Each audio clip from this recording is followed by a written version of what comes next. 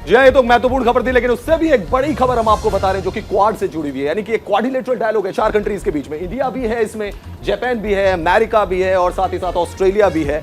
और ये जो डायलॉग हुआ, विदेश मंत्री सारे जुटे, ये आप देख सकते हैं, एंटनी ब्लिंकन को देख सकते हैं, यहां पर जापान के विदेश मंत्री भी पहुंचे थे। और ये तस्वीरें देख सकते हैं आप, केविन पीटरसन यहां पे बोलते हुए नजर आ रहे हैं। तो रायसीना डायलॉग, यानी कि यहां पर जो है क्वाड समूह की बैठक चल रही है और आज विदेश मंत्रियों का डिस्कशन हुआ। यहां पे काफी लंबी बातचीत हुई, 4 बड़े देशों के विदेश मंत्री आपस में बातचीत करते हुए नजर आए, जिसकी तस्वीरें मैं आपको दिखा रहे हैं। सागर, देखिए, बिल्कुल इन तस्वीरों को देखकर इस समय चीन भी थोड़ा हैरान है, परेशान है, क्योंकि कहा जा रहा है कि रणनीतियां बनाई जाएंगी कि क्या आगे तो कैसे बेहतर किया जाए, कैसे विकास की रफ्तार को आगे बढ़ाया जाए। लेकिन चीन थोड़ा परेशान है इस क्वाड देशों की बैठक को लेकर, क्योंकि 4 दिग्गज कहा जा रहा है कि एक साथ रणनीतियां जब बनाएंगे तो फिर चिंता तो बढ़ेगी। बिल्कुल चिंता बढ़ेगी, ब्लड प्रेशर भी बढ़ेगा चीन का। और बैठक में क्या कुछ बोले विदेश मंत्री, वो भी हम आपको बता देते हैं।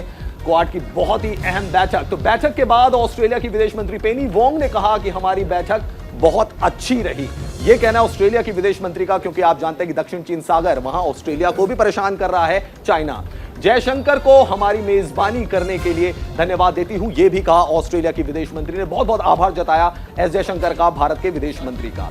रायसीना डायलॉग में बात करने के लिए क्वाड सदस्यों के लिए यह एक अच्छा अवसर था। तो ऑस्ट्रेलिया के विदेश मंत्री कह रहे हैं कि जो बातचीत हुई और इसमें 4 देशों के विदेश मंत्री जुटे, ये बहुत ही अच्छा अवसर था बात करने के लिए। अमेरिका के विदेश मंत्री एंटनी ब्लिंकन ने कहा कि आज दिल्ली में क्वाड साथियों के साथ मिलकर अच्छा लगा।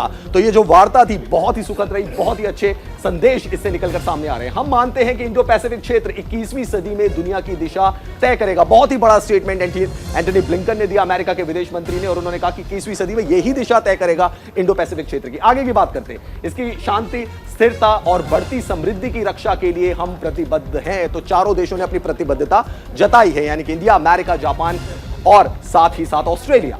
इससे पहले सितंबर 2022 में न्यूयॉर्क में क्वाड के विदेश मंत्रियों की बैठक हुई थी। सितंबर 2022 में हुई थी, 2023 में ये जो बैठक है, जिसकी तस्वीरें भी हम आपको दिखा रहे हैं। और ये आप यहाँ पे देख सकते हैं, विदेश मंत्री भारत के एस जयशंकर, वो भी यहाँ पे अपना संबोधन दे रहे हैं। लेकिन सागर, जैसा कि सारे विदेश मंत्रियों ने कहा, एक बात कॉमन थी, प्रतिबद्धता अपनी दिखाई और वाकई जैसा कि आपने कहा, चीन की टेंशन को बढ़ाई।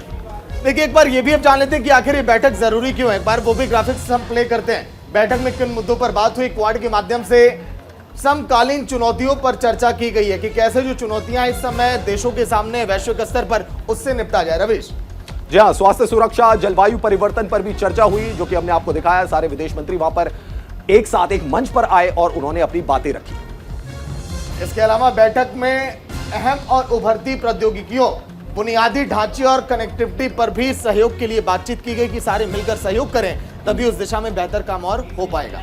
जी हाँ सागर, और वैसे क्वाड को माना जाता है कि ये चाइना को काउंटर करने के लिए है दक्षिण चीन सागर में, लेकिन इसमें बहुत सारी चीजें और भी जुड़ रही। कई देशों के कर्ज के जाल में फंसने पर भी चर्चा हुई, यानी कि पाकिस्तान आप देख सकते हैं कर्ज के जाल में फंसा हुआ है, श्रीलंका कर्ज के जाल में फंसा हुआ है, तमाम ये भी चर्चा हुई। देखिए, अंतरिक्ष में सहयोग, साइबर सुरक्षा, मैरीटाइम सिक्योरिटी और आतंकवाद के मुद्दों पर भी चर्चा, क्योंकि आपने देखा होगा जिस तरह से आतंकवाद को लेकर बहस हमेशा वैश्विक मंच पर छिड़ी है।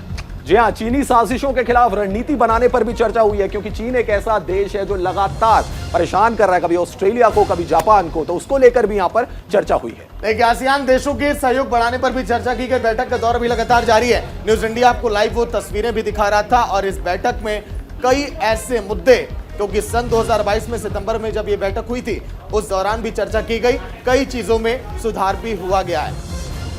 जी हाँ, चलिए और आपको बताते हैं कि क्वाड है क्या और किस तरीके से ये जो संगठन है मजबूती से खड़ा है। तो ये आपको बताते हैं, क्वाड को लेकर आपको तस्वीर साफ करते हैं। क्वाड का मतलब है क्वाड्रिलेटरल सिक्योरिटी डायलॉग फोरम, जिसमें 4 देश, अमेरिका, जापान, भारत और ऑस्ट्रेलिया शामिल हैं। 2007 में इसकी स्थापना की गई थी और उसके बाद से लगातार ये चारों देश जो है प्रतिबद्धता के साथ खड़े हैं। इसकी पहली बैठक 2007 में हुई थी और इसमें सभी जो सदस्य देश हैं उनकी बैठक, अर्धनियमित शिखर सम्मेलनों, सूचनाओं के आदान प्रदान और सैन्य अभ्यास, ये सब क्वाड के जरिए होता है। सागर, देखिए, पहली बैठक इसकी सन 2007 में हुई थी, जैसा कि हमने जिक्र किया इसमें, और इसकी स्थापना की गई। चीन और रूस ने इसका विरोध भी किया था क्वाड का, इसीलिए दोनों देश शायद बाहर है। रमेश जी हाँ, बिल्कुल बाहर है, और भारत इन 4 देशों के साथ, मतलब भारत के अलावा 3 देश और हैं, जापान, ऑस्ट्रेलिया, और सबसे बड़ी चीज है कि USA, United states of America भी इसमें जुड़ा हुआ है। तो ये काफी शक्तिशाली संगठन है। अगर विश्व परिदृश्य की बात की जाए तो क्वाड बहुत स्ट्रॉन्ग है। तो चलिए, क्वाड की अगर हम बात करते हो, स्थापना सन 2007 में, लेकिन जब क्वाड बनाया गया तो रूस और चाइना ने इसका विरोध किया था।